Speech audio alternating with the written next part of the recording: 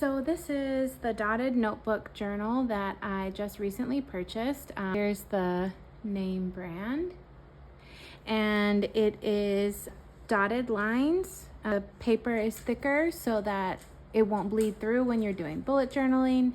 So that's what I intend to use it for. So some things that I use when I'm doing my journal, especially starting off because I am not a trained artist at all, is I have my ruler. So whatever ruler works for you is fine. I also have an eraser and a pencil.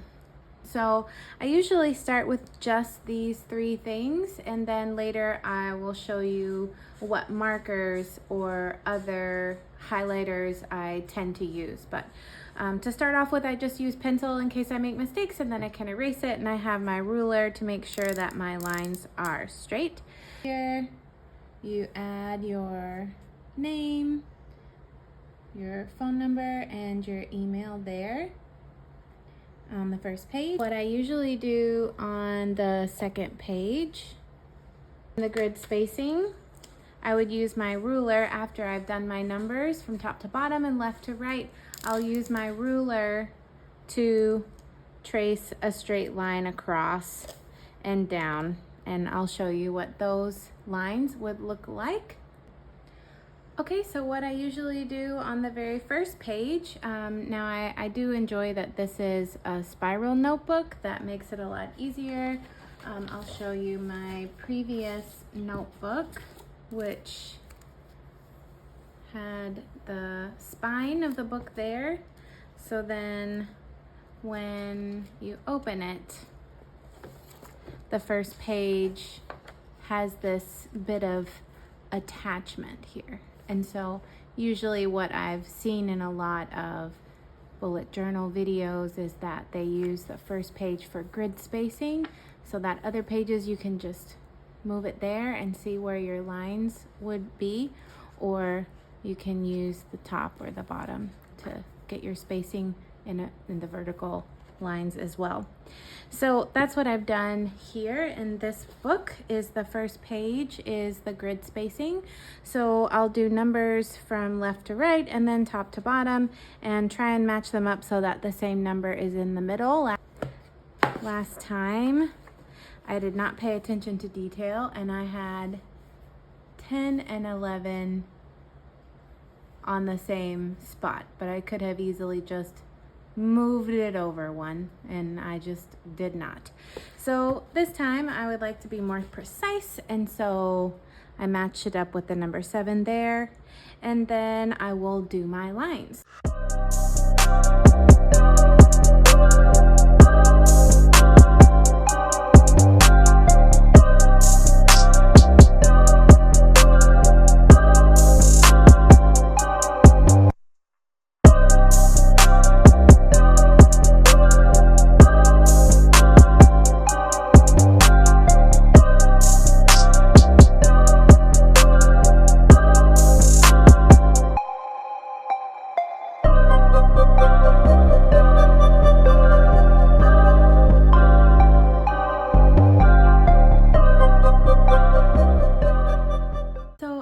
Spacing just by the half and by the fourth, so that I have 1, 2, 3, 4 here, 1, 2, 3, 4 here.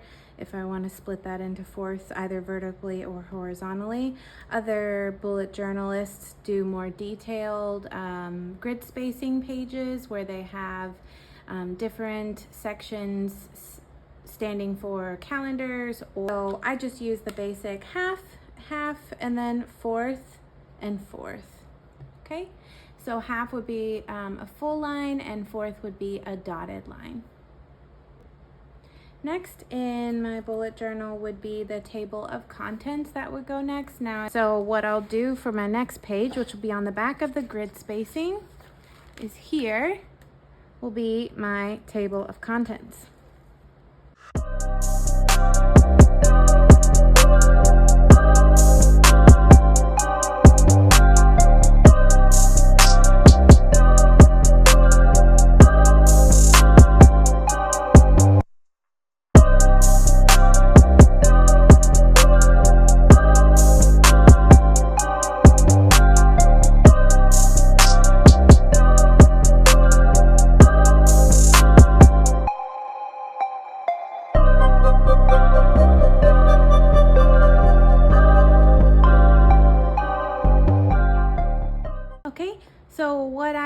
be doing here, I've made 5 lines that go down, splitting it between pages and content.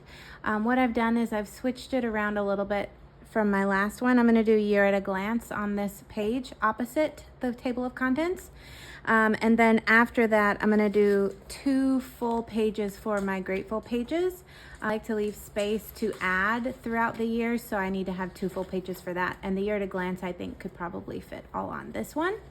So we'll do that, the year at a glance, and then grateful pages. And we're going to do year at a glance from now until the end of the year. So I'm going to say 2025, and then I'll do another year at a glance as we get down to it here.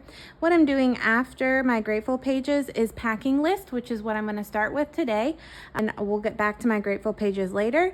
And then passwords, I have them logged digitally, but I also like to have them in a physical space just in case. And so I will have those first few pages done, and this is where I start to number the pages. So if we'll check back again, the grid spacing is not numbered and the table of contents is not numbered, and this one is where we'll start at 1.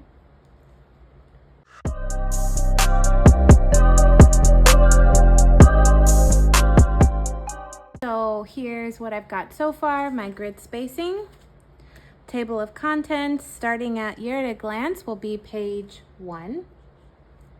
Grateful pages will be the next 2 pages, so that'll be 2 through 3. Next will be my packing list, and I'm gonna do quite extensive packing list because I don't like to have the responsibility for remembering every little thing that I need to pack when I go on a trip, and it helps me to get rid of some of that anxiety so that I can relax and just enjoy my trip. So I'm actually going to use the next 2 pages because I want to split it up between different kinds of trips and what the weather would be like, or what activities we'll be doing, and what I would probably need to bring. So that'll be pages 4 and 5. And then the last one, I have a number of passwords, and we're going to make 2 pages because I also add passwords as I open up new memberships all the time. So then I'll give 2 pages for that, pages 6 and 7. So that's all we're going to be starting off with is pages 1 through 7. And I'm actually going to skip over to packing list because today is the day I am packing for a trip. Okay, so I had to move the picture back a little bit to show all the different packing lists that I have had over the years. So I have a number of packing lists here, here, and here. So what I'm going to be doing is combining all 3 of these lists into one list that I can use. Okay, so this is the packing list that I've completed.